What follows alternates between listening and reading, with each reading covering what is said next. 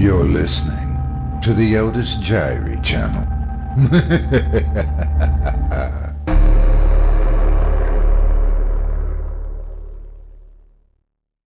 Blackout at 3rd and Main by Aaron Shotwell.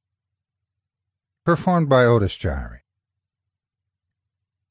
I've always had a fascination for the paranormal, investigating ghost stories and urban legends since I was a kid. If I ever heard a story that included the words, "They say if you go there at midnight," that I was there at midnight, waiting for a genuine encounter. In hindsight, I wish I hadn't. If you chase a shadow long enough, you're bound to find the caster. Trust me when I say this, you don't want to know.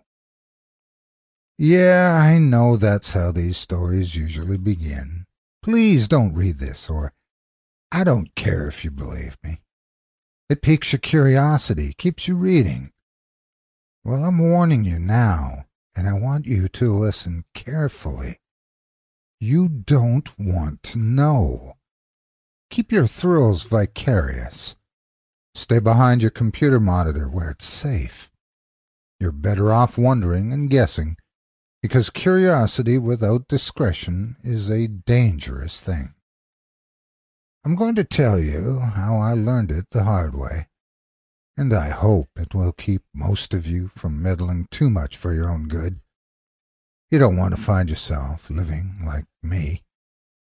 I'm not even sure I can call it living anymore. I only hope I can finish this in time, because most of the time I have these days does not belong to me. There have been so many myths, tales of gods, demons, spirits, and creatures of worlds beyond our own. The old stories changed over time, and the beliefs changed with them, yet somehow mankind has always feared and worshipped the same things. Psychologists see it as a need for closure. They say we fear the unknown, and we would accept anything to make sense of the world, even if it means believing in a total fabrication. Everything has a rational explanation, right? We live in a secular age, so that's the assumption. Then again, they also say that where there's smoke, there's fire. When I heard and read all of these stories, I came to question what society told me. Could they all really be the superstitions of ignorant primitives inspired by firelight, paranoia, and mind-altering substances? Or were these truly things to be feared even before the songs and legends? That's what I wanted to find out. So I buried my nose in mythology books and ghost stories, and I kept my ear to the ground for urban legends. I explored them all, well, all the local ones, anyway. I tested everything from the ghost ship of the Hudson River to the infamous Bloody Mary. Every search was a disappointment, but it never discouraged me. It was a great hobby, and I still went through the motions just for the thrill. As I had come to expect, I never exactly struck gold. That is, not until the night of the blackout at 3rd and Main. It was the night of spring break after a long and grueling semester. Most of the other students migrated to Manhattan for loud, obnoxious parties. My small group of friends and I, on the other hand, preferred peace and quiet. Apparently, peace and quiet on that particular night meant a trip to a lovely Irish pub called Piper's Kilt. Don't ask me what the hell we were thinking. I couldn't tell you. That's where I met a drunken old immigrant by the name of Tom. He was a strange man, which made the conversation all the more entertaining, even if we did have to shout over some surprisingly upbeat song about a sinking ship. I told him about my little hobby over the customary pint of Guinness, and he told me a story that I now wish I'd never heard. He said that Irish traditions run far deeper than its Catholic years, and he told me about the long-held Celtic legends of the Fae. He told me of the Banshee, of the Fomorian giants, and of the leprechauns. To that last one he added, "I'll have you know they're not the little people you've been told of, Sonny Jim." Aside from the conversation, the audience participation's folk songs tend to grow on you once you're good and buzzed, and we stayed longer than I had expected. After a few more rounds, the night ended just as one expected. A sobering visit to a terrible diner with terrible coffee. A dear friend also made it to a point to get hammered beyond the point of no return, and I had to drive him home so he wouldn't end up parking his car in somebody's living room. I slept on the couch with the internet on, taking him to pick up his car in the morning, provided that he didn't wind up in a coma. I'd have been a hypocrite to look down on him, though. He had done the same for me in the past, twice. So, after helping him up to his bedroom, nearly breaking my back in the process, I retired to the couch. I passed out after 2 episodes of an I Love Lucy marathon and a couple of annoying infomercials. Ordinarily, after a hearty helping of alcohol, it wouldn't take me so long to find sleep. That, however, was in my own bed. I never slept well in strange places. Plus, I still had the spirited racket of The Old Dun Cow running through my head, along with Tom's fascinating stories. I wish those waking hours would have lasted. They are the last normal memories I have, the last memories that I can confidently call my own. About an hour later, well into the hangover I had earned, I woke up to a dark house. Every standby light in every electronic device turned black, including the clocks. I peered through the window behind me, lifted one of the blinds, and stared out across the street. Every porch light had died at some point in the night, and I couldn't see much of anything. I figured a storm must have rolled overhead and killed the power on the block. I'd slept through louder things on nights like that, after all. I was ready to write it off and go back to sleep, but then I looked at my watch. However long before, it had stopped at exactly midnight.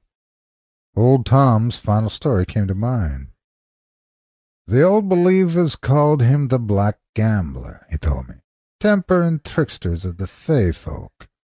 The greedy for wealth and power bartered with him for their souls, called him on the darkest midnight hour, and he came as a dark man at the crossroads. It could have been a coincidence, sure. Most people probably would have ignored it. I, however, had a tendency to dismiss reason in favor of whimsy. It came with the territory. If ever there was a time to test the myth, I wouldn't have found one better. Of course, I had no expectations, as usual. I would take 5 minutes of my time to humor the old man, another 2 or 3 to take a much-needed leak and head back to bed. With that plan in mind, I stepped through the front door and into the night. My first thought was that my previous assumption was wrong.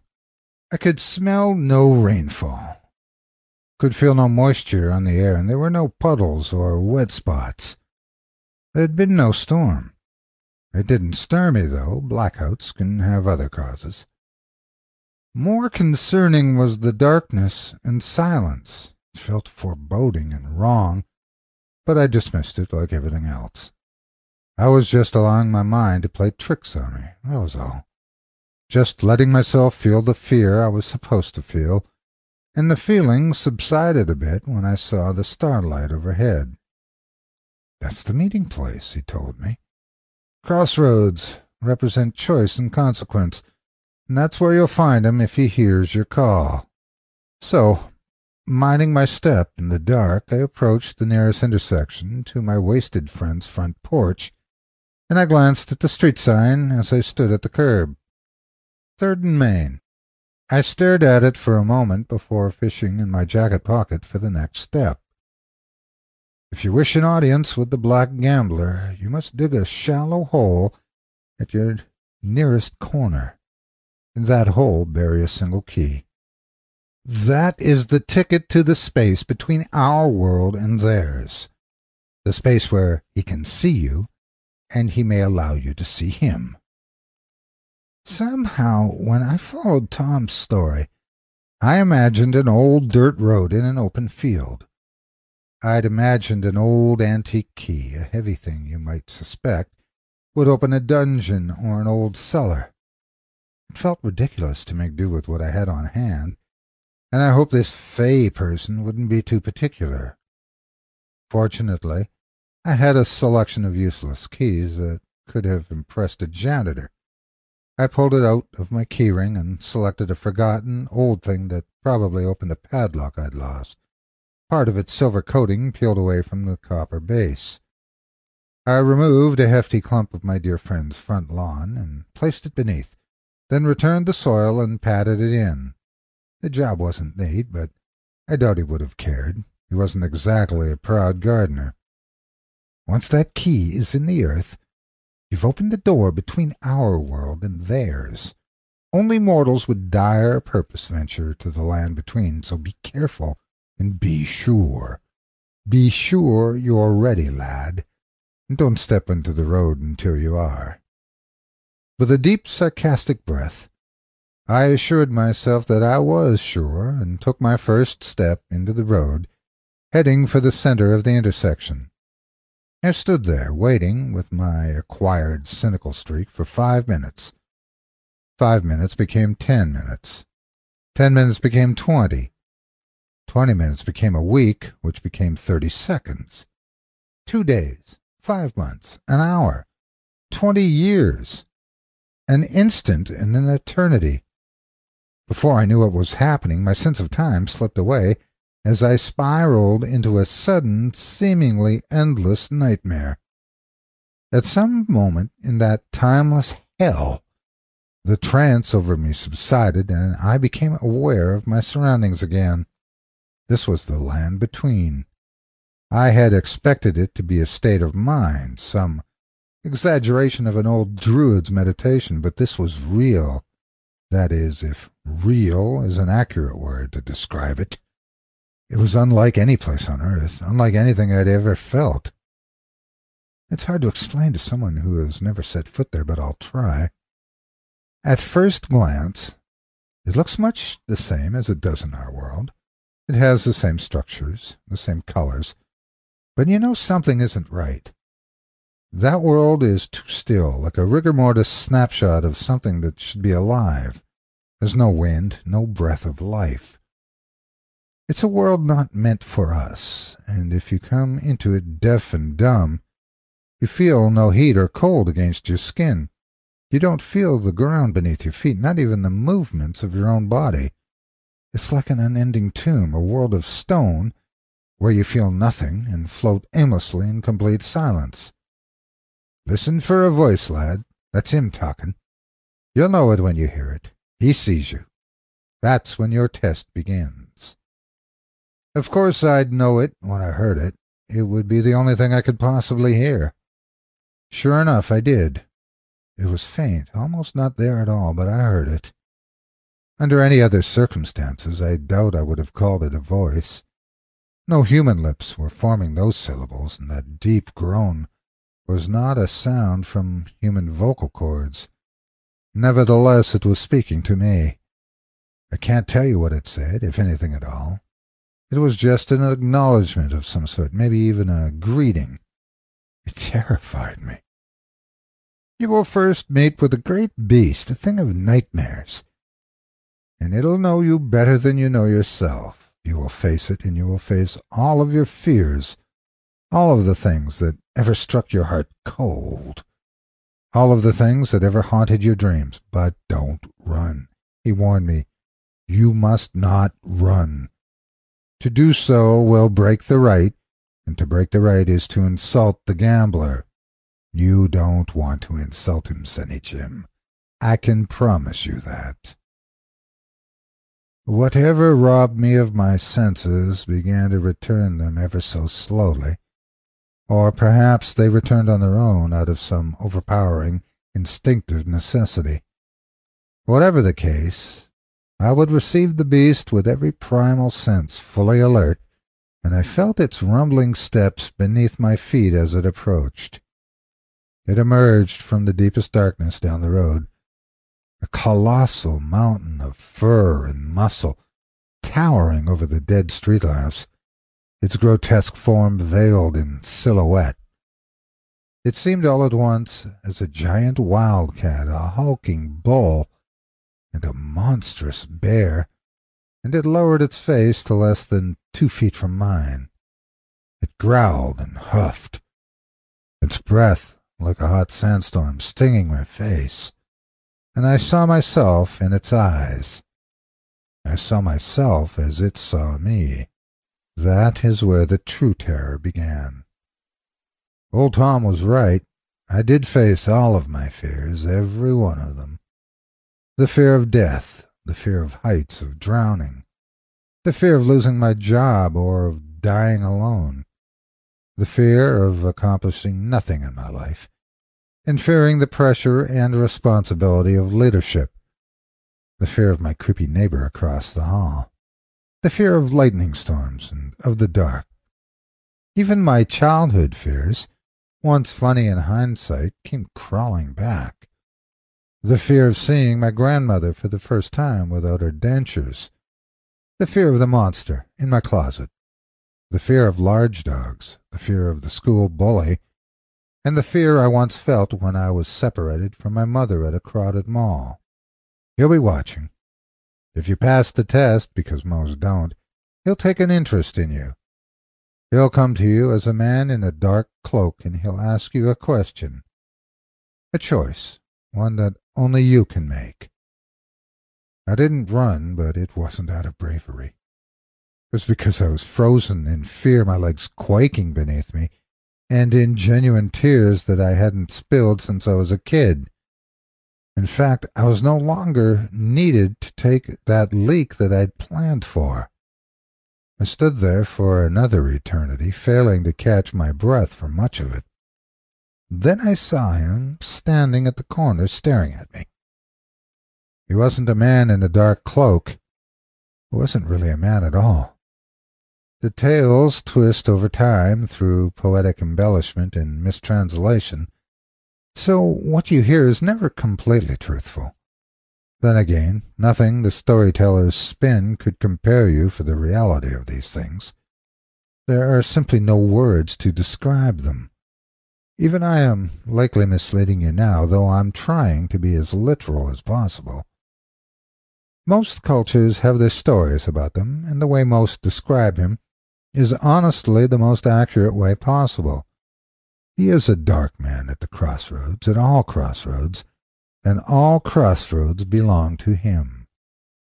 He didn't move at first. Instead, he spoke to me, and his voice was a soft breeze on the stillness, a wordless whisper. He did offer me a choice, though it wasn't really an offer. It was simply a curiosity for my will and true desire, if I truly wished for what was to come. My answer came in spite of me, and the answer was yes. Yes, I would commit a sacrifice for his gift. Yes, a higher purpose mattered more than my life, and yes, I would do what was required of me for these things. In response to my answer, he approached me, and I felt a biting chill blow past me as he neared. The closer he came, the less distinct he appeared. His shape wasn't that of a man, but that of a man's shadow suspended in the air, nebulous and immaterial. At brief moments I could see the vague suggestions of a face, but never enough to read his expression. He stood, motionless, before me for several minutes, and then extended to me one intangible hand. Present the gambler with a possession of yours, an item of personal importance. He will turn it over in his hands for a time, understanding its meaning to you, and he will return it to you along with the gift. I had nothing of particular value on me at the time, let alone of personal value. I felt through my pockets until I came upon my old Zippo lighter. An old girlfriend passed it on to me once she decided to quit smoking. Funny thing was, she picked up the habit again after the stress of the breakup, and she wanted it back. Perhaps for an immature laugh I decided to hang on to it. That was about the extent of its meaning to me. I didn't love it, but I liked it, and I hoped that would be enough. Just as old Tom had said, and I swear I saw a smile in those vague moments in his face. In those last moments, he didn't just examine that lighter. He judged my value because this was not really a gift. It was an exchange, and after he was certain of his investment, he returned the lighter to me. As he placed the lighter back in my hand, the moment it touched my skin, the world went black. It was in that last instant of consciousness that I wished I had taken Tom's final words seriously. "He will return it to you along with a gift in exchange for 7 years' service. He always collects. So be sure this is what you want, lad.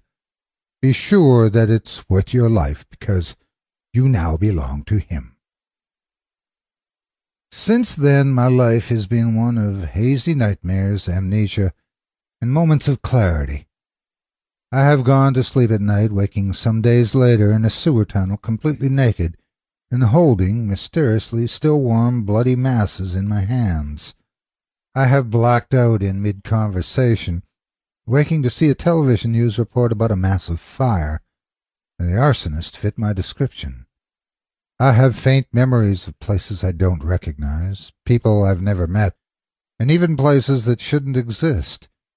I have torrential dreams of the land between, standing at my master's side like a pet on a leash. The next time I saw Jack, the friend I drove home that night, it was at the doorstep of his family's home with his wife and 2 children. He looked well, even fit. When I knew him, he was a sloppy, overweight bachelor and had no luck with the women. He'd also worn a ponytail in those days, and now he was balding. He hadn't seen me in years, that everyone assumed I was dead. I begged for his help, and the next thing I knew, I awoke in a dark alley somewhere. I was covered in bruises and cuts, and I was holding Jack's bloody wallet in my right hand. I don't know how long it has been, but I have had terrible realization.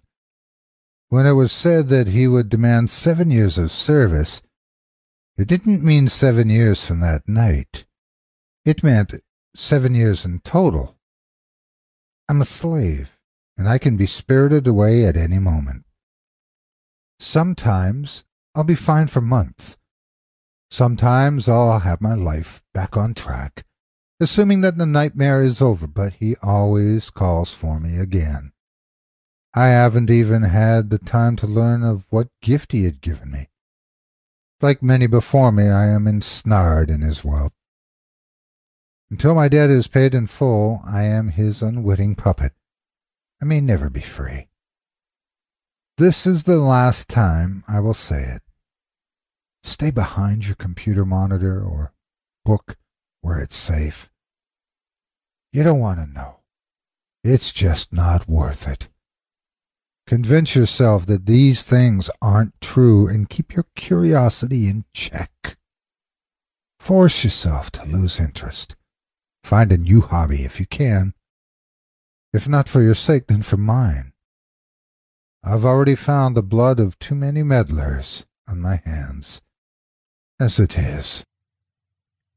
Thank you so much for taking time out of your day to listen to this story in its entirety.